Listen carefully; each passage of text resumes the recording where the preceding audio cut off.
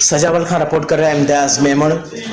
सजावल शहर के वार्ड नंबर 11 जा रवासी काफ़ी सालन खां पीअण जे पाणी खां महरूम न्याणियूं ॿारड़ा पाणी भरण लाइ शहरनि जे घरनि ऐं घिटियुनि में दरपदर थियण ते मजबूर वासियुनि जो शहर वासियुनि जो पाणीअ लाइ एहतजाज। तफ़सील मुजिब सजावल शहर के वार्ड नंबर 11 जा रवासी गुज़िरियल काफ़ी सालन खां पीअण जे पाणीअ खां महरूम हुजण करे मर्दनि औरतुनि ऐं ॿारनि मथे ते दिला मट ऐं बाल्टियूं खणी एहतजाज कयो। उन मौके ते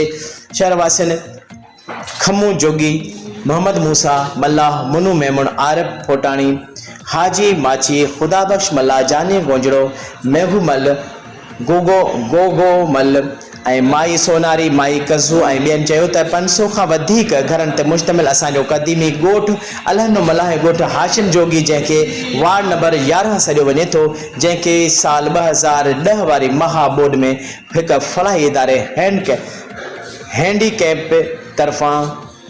शहर के पुराने मच्छी मार्केट का असांजे ॻोठ ताईं पानी की पाइपलाइन लगाई ॾिनी वई, जेका कुछ साल हलण खां पोइ मच्छी मार्केट भरिसां नयूं अॾावतूं ठहण सबबि माण्हुनि असांजे पाइपलाइननि ते पंहिंजा नवां कनेक्शन ऐं वाल लगाए पानी बंद करे छॾियो आहे, जंहिं सबबि असां पानी फुड़े लाइ परेशान आहियूं। हर रोज़ सुबुह शाम असांजो औरतूं ऐं ॿारड़ा इन कहर जी गर्मी पानी जी ॻोल्हा में शहर के घरनि घिटियुनि में दरपदर तज़लील थी रही है। पानी भरे अचनि थियूं ऐं ॻोठाणनि चयो त असांजो तमामु वॾो ऐं क़दीमी ॻोठ आहे, पर अफ़सोस असां चवणो थो पवे त ज़िले इंतज़ामिया तोड़े चूंडियल नुमाइंदनि अॼु ॾींहं ताईं कंहिं बि असांजे सार नाहे लधी। ॻोठाणनि वधीक चयो त असां काफ़ी भेरा चूंडियल नुमाइंदनि सां ॻाल्हायो आहे, पर सवाइ दिलासनि जे ॿियो कुझु बि नाहे मिलियो। ॻोठाणनि DC सजावल तक जे चूंडियल नुमाइंदनि टाउन चेयरमैन सैद आफ्ताब शाह शिराज़ी ऐं आला अख़्तियारनि खे मुतालबो कंदे चयो त असांजे ॻोठ में पाणीअ जो मसइलो जल्द खां जल्द हल करे ॾिनो वञे, ॿी सूरत में एहतियात जो दाइरो वधाईंदासीं।